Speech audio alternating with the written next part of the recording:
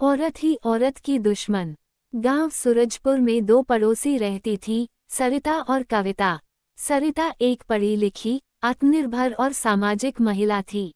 वह गांव की स्कूल में टीचर थी और शाम के समय गरीब बच्चियों को मुफ्त ट्यूशन भी देती थी। दूसरी ओर कविता एक घरेलू महिला थी, जिसकी दुनिया बस उसके घर तक सीमित थी। शुरू में सब ठीक था, लेकिन धीरे धीरे कविता को सरिता से चिढ़ होने लगी। कविता अपनी सहेलियों से, देखो ना, सरिता कितनी दिखावे वाली है। दिन भर बाहर घूमती रहती है, पता नहीं क्या करती है। और ये लड़कियां उसके घर क्यों आती हैं रोज। गांव की दूसरी महिलाएं कविता की बातों में आ गईं। उन्होंने भी सरिता से दूरी बनानी शुरू कर दी। सरिता को महसूस होने लगा कि लोग अब पहले जैसे नहीं रहे। सरिता अपने आप से, मैंने क्या गलत किया है? बस यही कि मैं लड़कियों को आगे बढ़ने का रास्ता दिखा रही हूँ। एक दिन पंचायत में किसी ने शिकायत कर दी कि सरिता गलत संगत में है और बच्चों पर बुरा असर डाल रही है। गांव की पंचायत बैठी, सबके सामने सरिता को बुलाया गया। मुखिया जी, सरिता, गांव में तुम्हारे व्यवहार को लेकर कई बातें उठ रही हैं। क्या कहना चाहोगी? सरिता ने एक गहरी सांस ली और बोली, सरिता, मैं हर दिन स्कूल के बाद उन लड़कियों को पढ़ाती हूँ जो अपने घरों में चूल्हा चौका करने के लिए मजबूर हैं।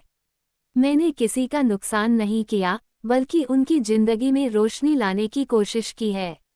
उसने कुछ लड़कियों को बुलाया। एक लड़की, गुड़िया, ने कहा, गुड़िया, सरिता दीदी ने मुझे किताबों से दोस्ती कराई है।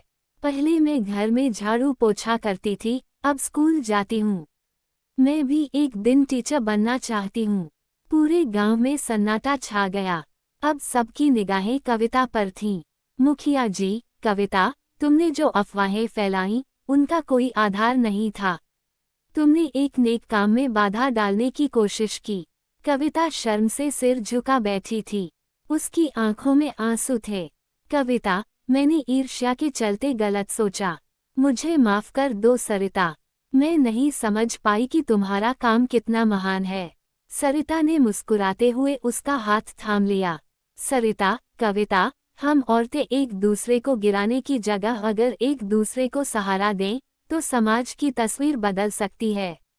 उस दिन से गांव की औरतों की सोच बदलने लगी। अब कविता भी सरिता के साथ मिलकर लड़कियों को पढ़ाने लगी।